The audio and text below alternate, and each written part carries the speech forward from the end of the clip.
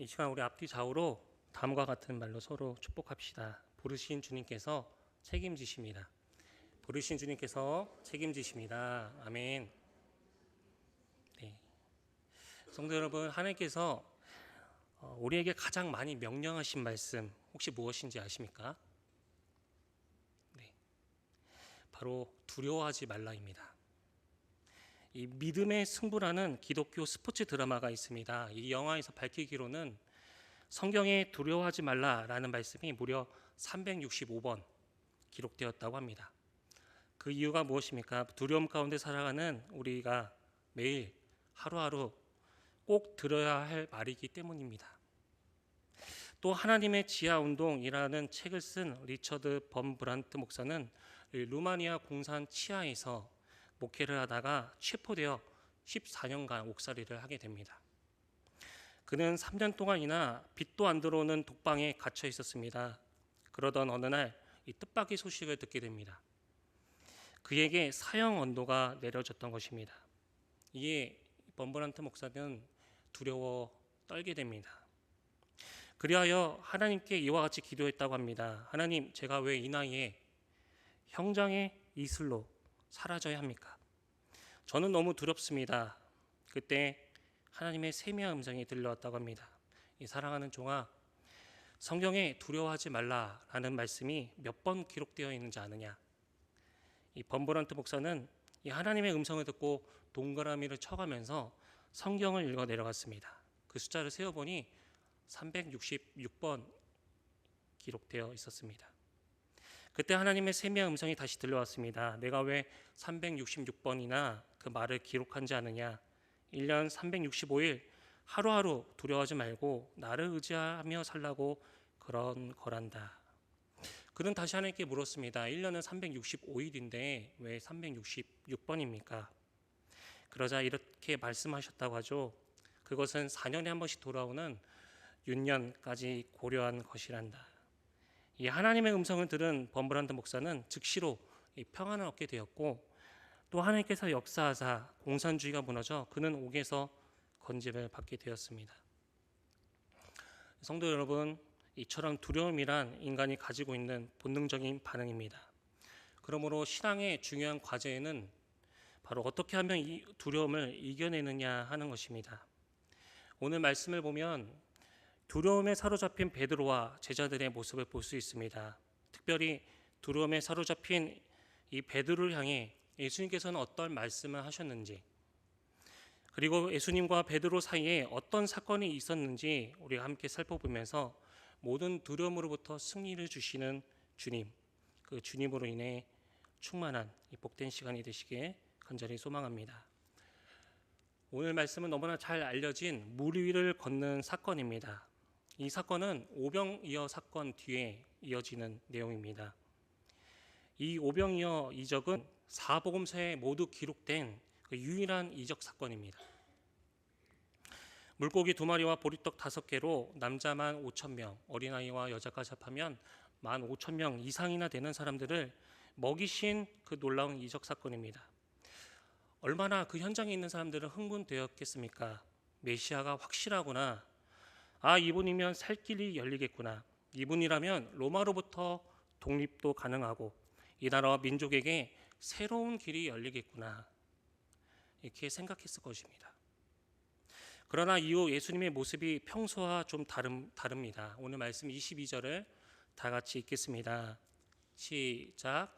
예수께서 즉시 제자들을 재촉하사 자기가 무리를 보내는 동안에 배를 타고 앞서 건너편으로 가게 하시고, 여기 보면 예수님께서는 즉시 제자들을 재촉하셨습니다. 여기서 재촉한다는 것은 가고 싶어하지 않는 제자들을 억지로 등 떠밀어서 떠나보내는 모습을 연상케 합니다. 왜 일이 일어났는지 요한복음 6장 14, 15절 말씀을 보면 알 수 있습니다. 그 사람들이 예수께서 행하신 이 표적을 보고 말하되 이는 참으로 세상에 오실 그 선지자라 하더라.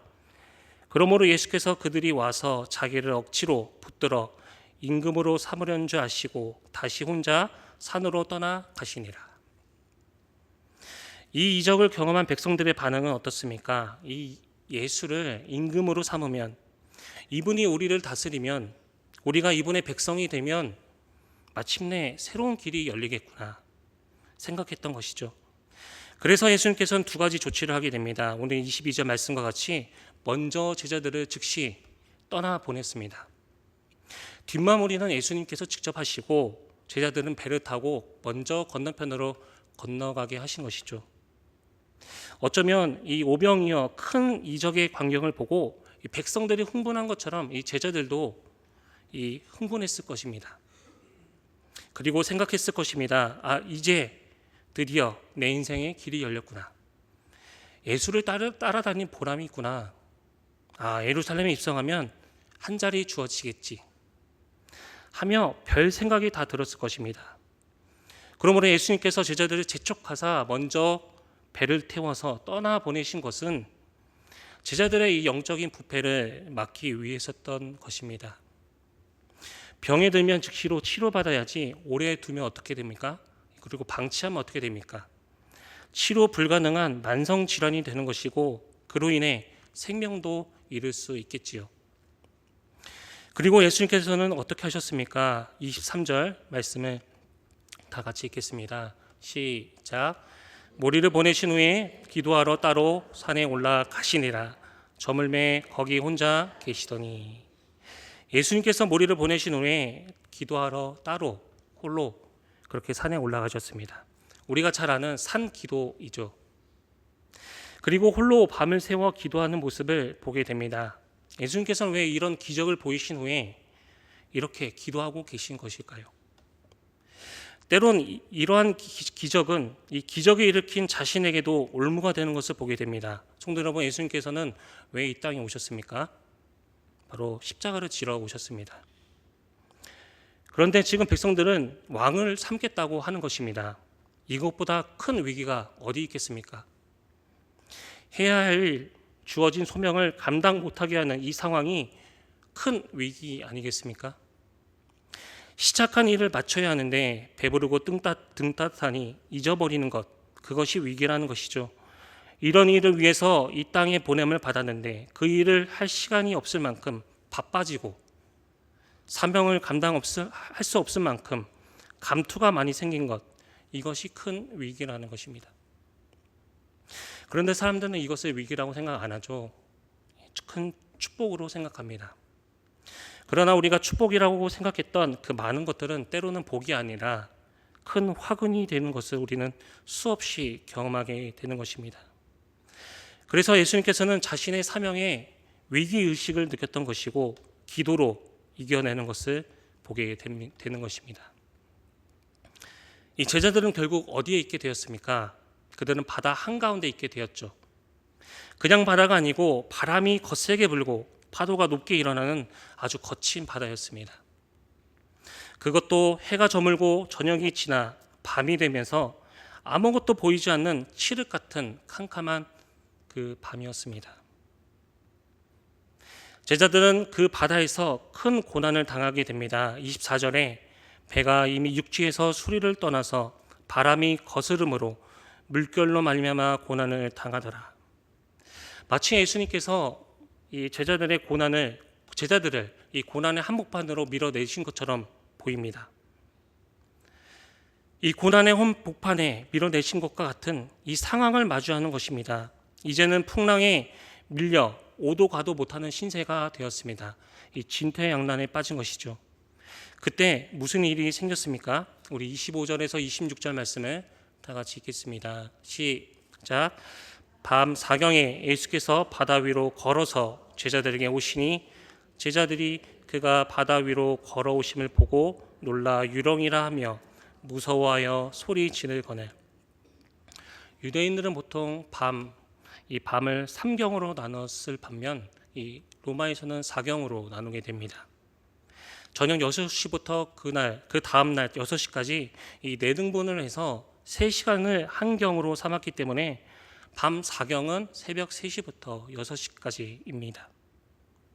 이때 물 위로 걸어오시는 것을 봤으니 당연히 유령이라 할 만하겠죠. 그런데 어떻게 물 위로 걸어오냐는 것입니다. 그가 과연 누구에게 물 위를 걷느냐는 것이죠. 그러나 사람들이 하나님을 인정하지 않았기 때문에 물 위를 걸으신 이 기적조차도 믿을 도리가 없는 것입니다. 로켓은 중력을 거스르고 우주로 발사되는 것은 믿지만 우주를 창조하시고 다스리시는 하나님께서 이 중력을 거스렸다는 것, 그들은 믿지 않는 것입니다.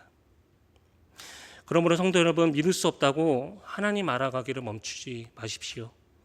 믿기지 않는다고 여기서 멈추면 진짜 물에 빠지는 것입니다. 우리가 물 위를 걸으려면 물 위를 걸으신 분의 말씀을 듣고 그 말씀대로 살아가야 우리도 그런 경험을 하는 것 아니겠습니까? 그런 예수님께서 그렇게 두려워하는 제자들에게 오늘 아주 중요한 말씀하십니다. 27절 말씀을 다 같이 읽겠습니다. 시작. 즉시 이르시되 안심하라, 나니 두려워하지 말라. 두려워 떠는 제자들에게 예수님께서 하시는 말씀은 세 단어입니다. 안심하라, 나다, 두려워하지 말라. 안심하라, 그 다음에 나다가 중요합니다. 안심하라와 두려워하지 말라 사이에 나다에 우리가 주목해야 하는 것입니다.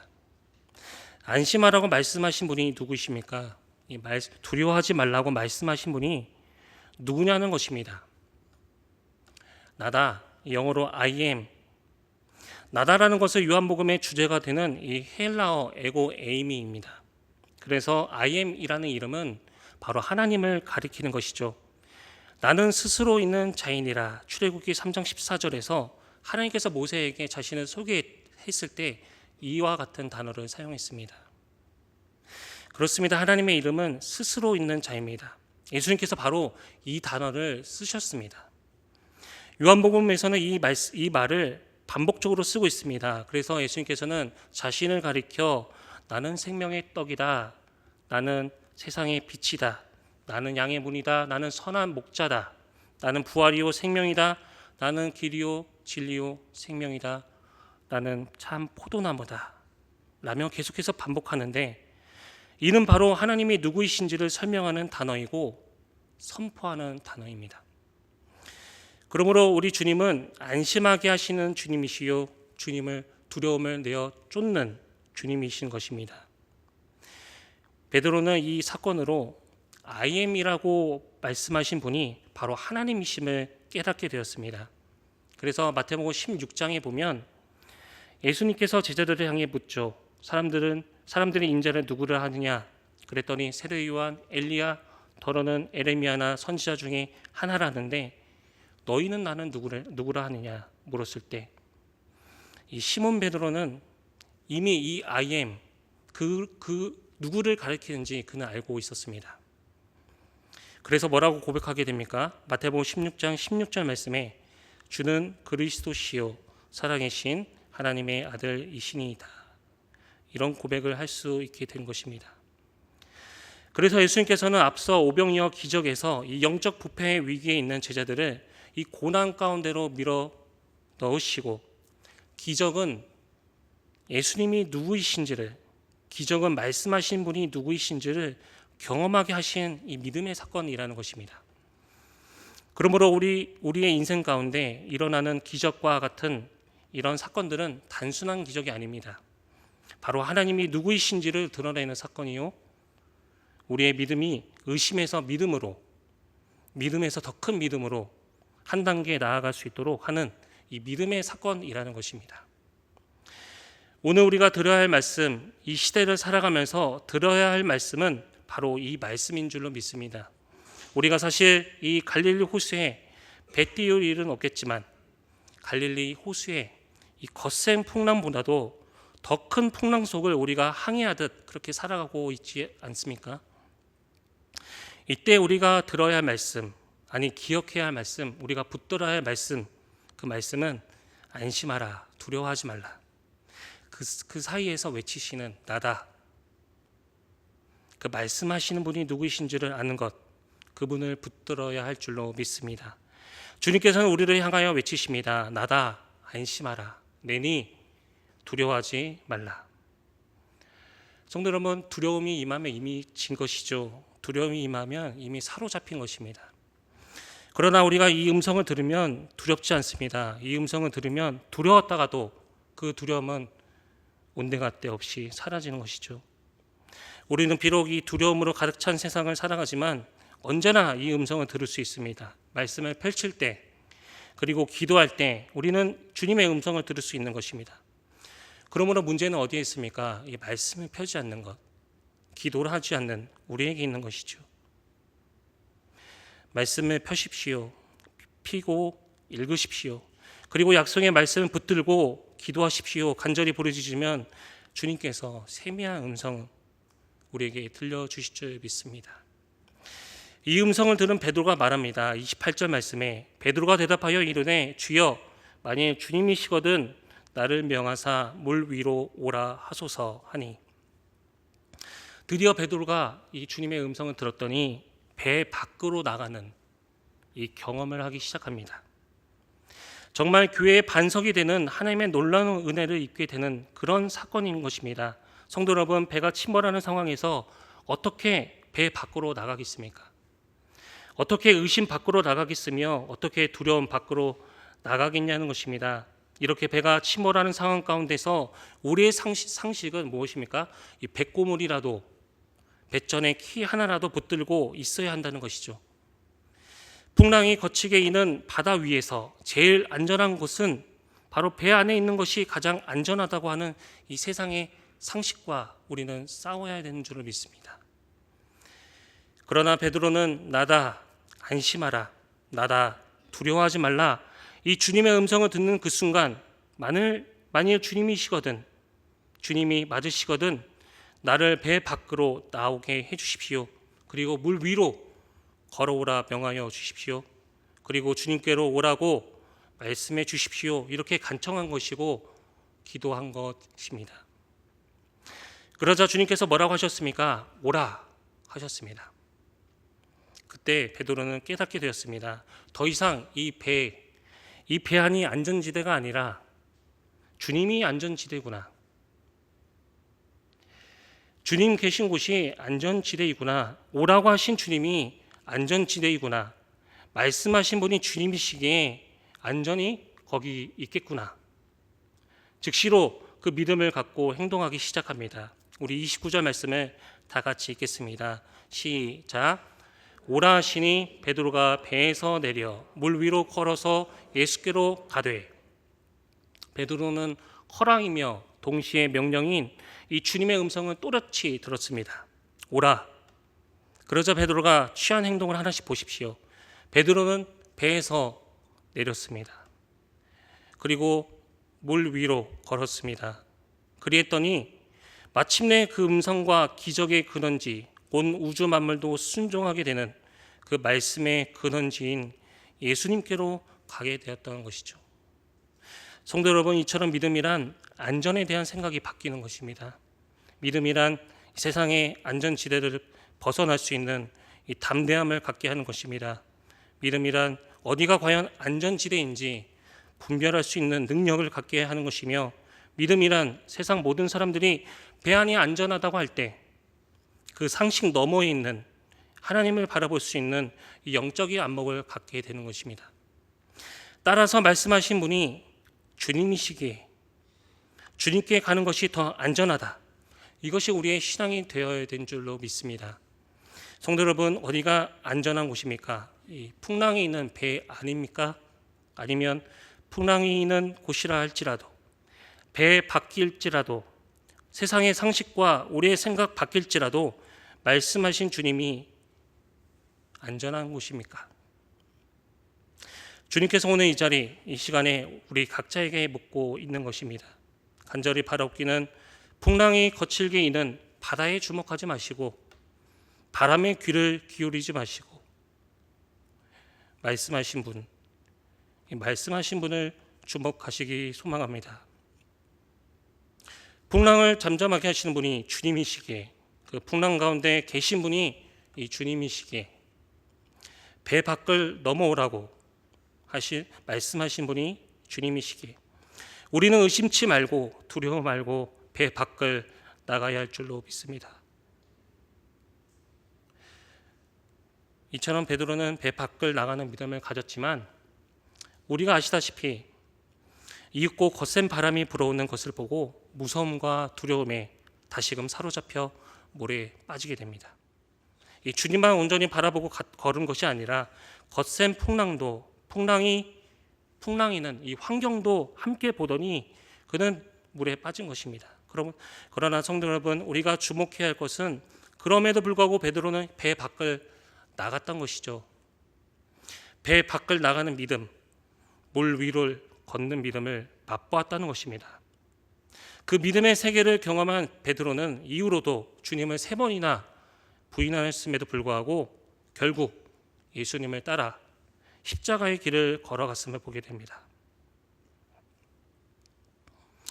오라 말씀하신 분이 바로 주님이시기에 마침내 그는 그 부르심의 길을 믿음으로 완주했던 것을 우리는 보게 되는 것입니다.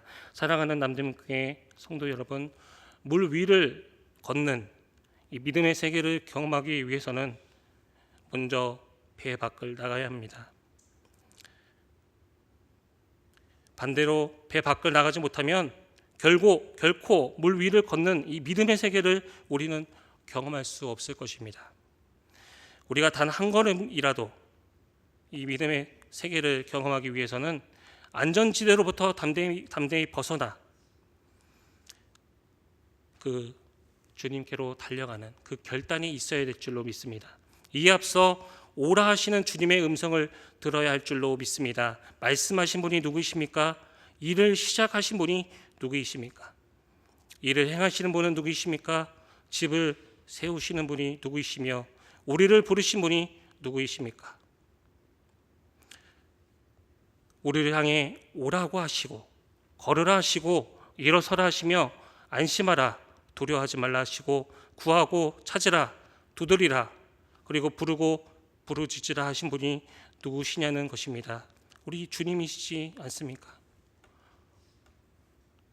온 세상 만물을 창조하시고 다스리시는 역사하시는 우리의 아빠 아버지인 것입니다. 그러므로 일을 시작하신 이가 어찌 마치지 아니하겠으며 일을 행하신 이가 어찌 완성하지 아니하겠으며 집을 세우신 이가 어찌 허물겠으며 입을 열라 하시는 이가 채우지 아니하고 부르신 이가 어찌 책임지지 않겠습니까?